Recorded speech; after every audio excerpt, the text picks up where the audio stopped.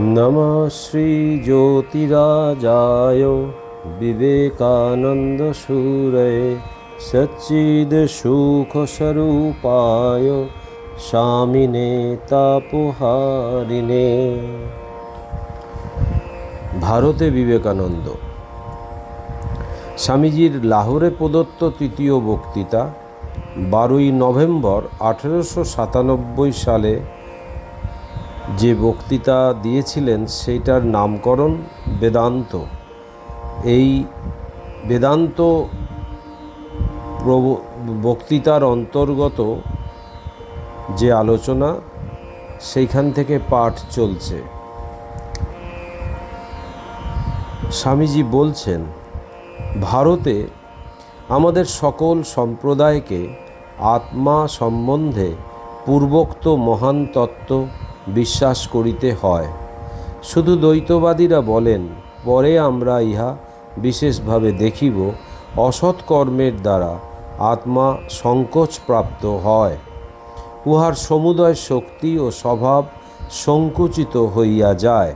আবার সৎ কর্মের দ্বারা সেই স্বভাবের বিকাশ হয়।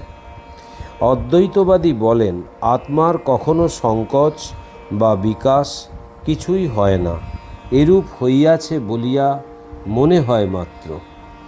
দ্বৈতবাদী ও অদ্বৈতবাদীর মধ্যে এইমাত্র প্রভেদ। তবে সকলেই একথা স্বীকার করিয়া থাকে যে আত্মাতে পূর্ব হইতেই সকল শক্তি বিদ্যমান।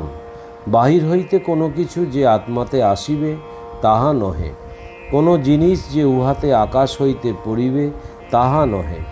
এইটি বিশেষভাবে লক্ষ্য করিও যে তোমাদের বেদসমূহ ইন্সপায়ার্ড, বাহির হইতে ভিতরে আসিতেছে এরূপ নহে, এক্সপায়ার্ড, ভিতর হইতে বাহিরে আসিতেছে। বেদসমূহ প্রত্যেক আত্মায় নিহিত সনাতন নিয়মাবলী। পিপীলিকা হইতে দেবতা পর্যন্ত সকলেরই আত্মায় বেদ অবস্থিত। পিপীলিকাকে শুধু বিকাশপ্রাপ্ত হইয়া ঋষি দেহ লাভ করিতে হইবে, তখনই তাহার ভিতর বেদ অর্থাৎ সনাতন নিয়মাবলী প্রকাশিত হইবে। এই মহান তত্ত্বটি বুঝা বিশেষ প্রয়োজন যে আমাদের ভিতরে পূর্ব হইতেই শক্তি বিদ্যমান। মুক্তি পূর্ব হইতেই আমাদের ভিতরে রহিয়াছে। হয় বলো শক্তি সংকোচপ্রাপ্ত হইয়াছে, না হয় বলো মায়ার আবরণ আবৃত হইয়াছে, তাহাতে কিছু আসে যায় না। এইটুকু বুঝিতে হইবে যে পূর্ব হইতেই উহা ভিতরে রহিয়াছে। তোমাদিগকে ইহা বিশ্বাস করিতে হইবে, প্রত্যেকের ভেতরে অনন্ত শক্তি যে গূঢ়ভাবে রহিয়াছে তাহা বিশ্বাস করিতে হইবে। বিশ্বাস করিতে হইবে যে বুদ্ধের ভিতর যে শক্তি আছে, অতি নিম্নতম মানুষের মধ্যেও তাহা রহিয়াছে। ইহাই হিন্দুদের আত্মতত্ত্ব। কিন্তু এইখানেই বৌদ্ধদের সহিত মহাবিরোধ আরম্ভ। বৌদ্ধেরা দেহকে বিশ্লেষণ করিয়া বলেন, দেহ একটি জড়স্রোত মাত্র। সেইরূপ মনকে বিশ্লেষণ করিয়া উহাকেও এইরূপ একটি জড় প্রবাহ বলিয়া বর্ণনা করেন। আত্মার সম্বন্ধে তাহারা বলেন, উহার অস্তিত্ব স্বীকার করা অনাবশ্যক, উহার অস্তিত্ব অনুমান করিবার কিছুমাত্র প্রয়োজন নাই। একটি দ্রব্য এবং ওই দ্রব্য সংলগ্ন গুণরাশির কল্পনা করিবার প্রয়োজন কি? আমরা শুধু গুণই স্বীকার করিয়া থাকি। যেখানে একটি কারণ স্বীকার করিলেই সব কিছু ব্যাখ্যা হয়, সেখানে দুইটি কারণ স্বীকার করা যুক্তিবিরুদ্ধ। এইরূপে বৌদ্ধদের সঙ্গে বিরোধ আরম্ভ হইল। আর যে সকল মত দ্রব্যবিশেষের অস্তিত্ব স্বীকার করিত, বৌদ্ধেরা সেই সব মতই খণ্ডন করিয়া ফেলিয়া দিলেন। যাহারা দ্রব্য ও গুণ উভয়ের অস্তিত্ব স্বীকার করে, যাহারা বলে তোমার একটি আত্মা, আমার একটি আত্মা, প্রত্যেকেরই শরীর ও মন হইতে পৃথক একটি একটি আত্মা আছে, প্রত্যেকেরই স্বতন্ত্র ব্যক্তিত্ব আছে, তাহাদের মতে বরাবরই একটু গলদ ছিল। অবশ্য দ্বৈতবাদের মত এ পর্যন্ত ঠিক। ইহা আমরা পূর্বেই দেখিয়াছি যে এই শরীর রহিয়াছে, এই সূক্ষ্ম মন রহিয়াছে, আত্মা রহিয়াছেন, আর সকল আত্মার ভিতর সেই পরমাত্মা রহিয়াছেন। এখানে মুশকিল এইটুকু যে এই আত্মা ও পরমাত্মা উভয়ই বস্তু, আর উহাদের উপর দেহ মন প্রভৃতি গুণ রূপে লাগিয়া রহিয়াছে, স্বীকার করা হয়। এখন কথা এই, কেহই কখনো বস্তু দেখে নাই, উহার সম্বন্ধে চিন্তাও করিতে পারে না। অতএব বৌদ্ধরা বলেন, এই বস্তুর অস্তিত্ব স্বীকার করিবার প্রয়োজন কি? ক্ষণিক বিজ্ঞানবাদী হইয়া বলো না কেন যে মানসিক তরঙ্গরাজি ব্যতীত আর কিছুরই অস্তিত্ব নাই। মানসিক তরঙ্গগুলি কেহই পরস্পরের সহিত সংলগ্ন নহে, উহারা মিলিয়া একটি বস্তু হয় নাই। সমুদ্রের তরঙ্গরাজির ন্যায় একটির পশ্চাতে আর একটি চলিয়াছে। উহারা কখনোই সম্পূর্ণ নহে, কখনোই উহারা একটি অখণ্ড একত্ব গঠন করে না। মানব কেবল এইরূপ তরঙ্গ পরম্পরা মাত্র। একটি তরঙ্গ চলিয়া যায়, যাইবার সময় আরেকটি জন্ম দিয়া যায়, এইরূপ চলিতে থাকে। আর এই সকল তরঙ্গের নিবৃত্তিকেই নির্বাণ বলে। তোমরা দেখিতেছ, দ্বৈতবাদ এই মতের নিকট নীরব। দ্বৈতবাদের পক্ষে ইহার বিরুদ্ধে আর কোনো প্রকার যুক্তি তর্ক প্রয়োগ করা অসম্ভব।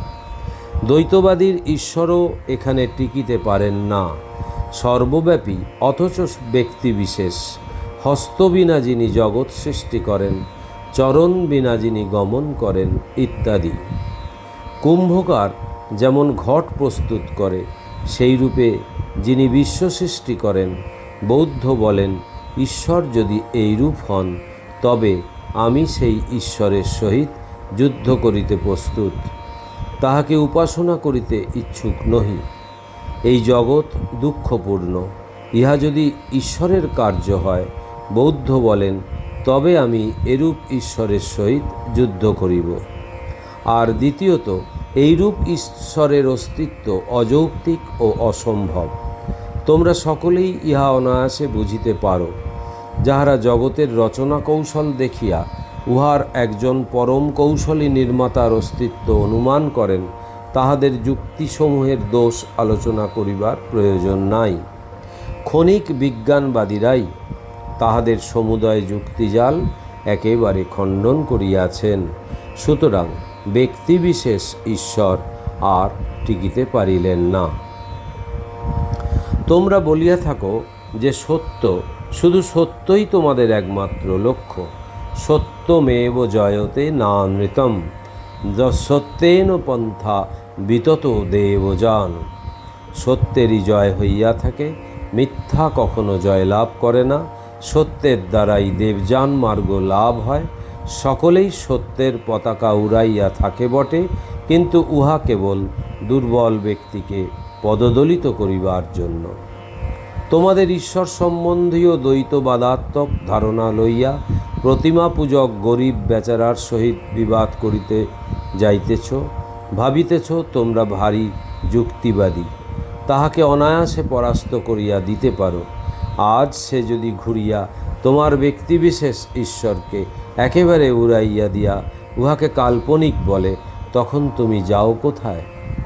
তুমি তখন বিশ্বাসের দোহাই দিতে থাকো, অথবা তোমার প্রতিদ্বন্দ্বীকে নাস্তিক নামে অভিহিত করিয়া চিৎকার করিতে থাকো।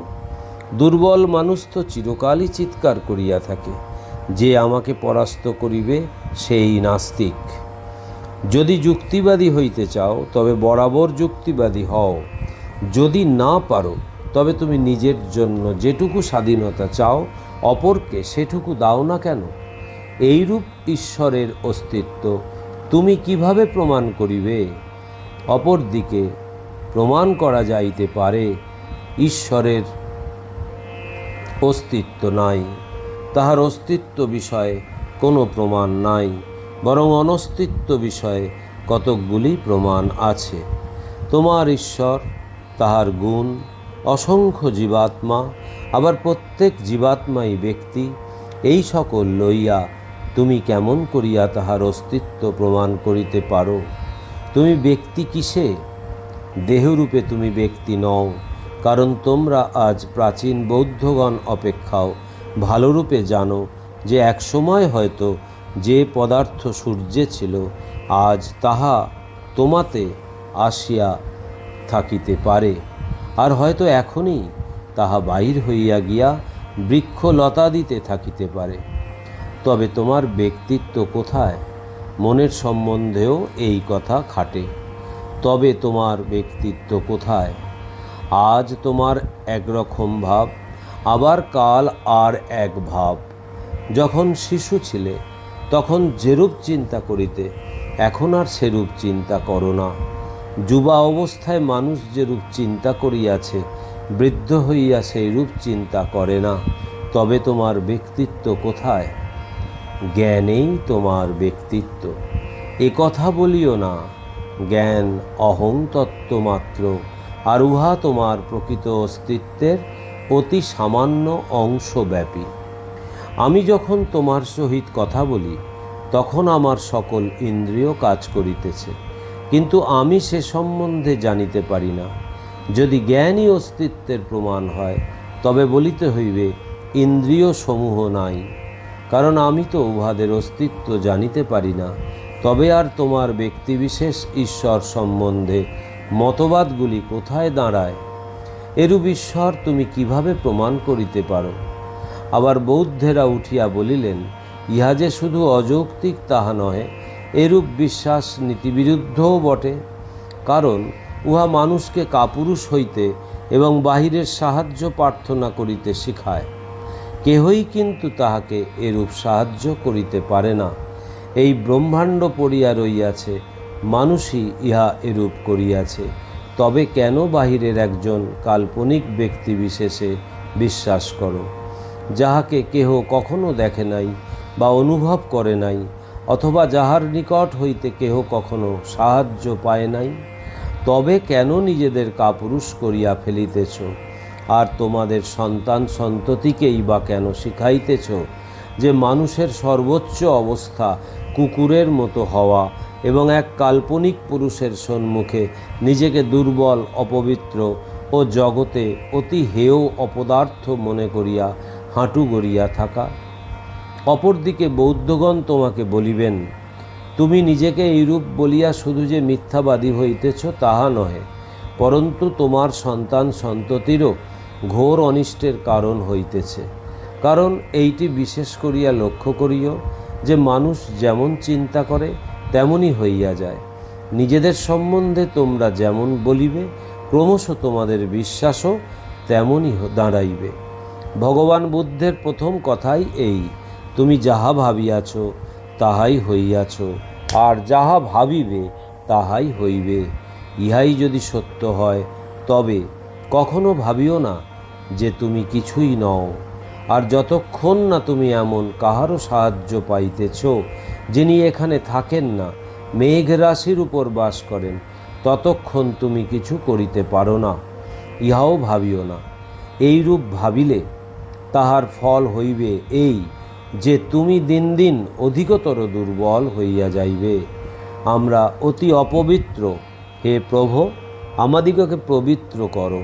এইরূপ বলিতে বলিতে নিজেকে এমন দুর্বল করিয়া ফেলিবে যে তাহার ফলে সকল প্রকার পাপের দ্বারা সম্মোহিত হইবে।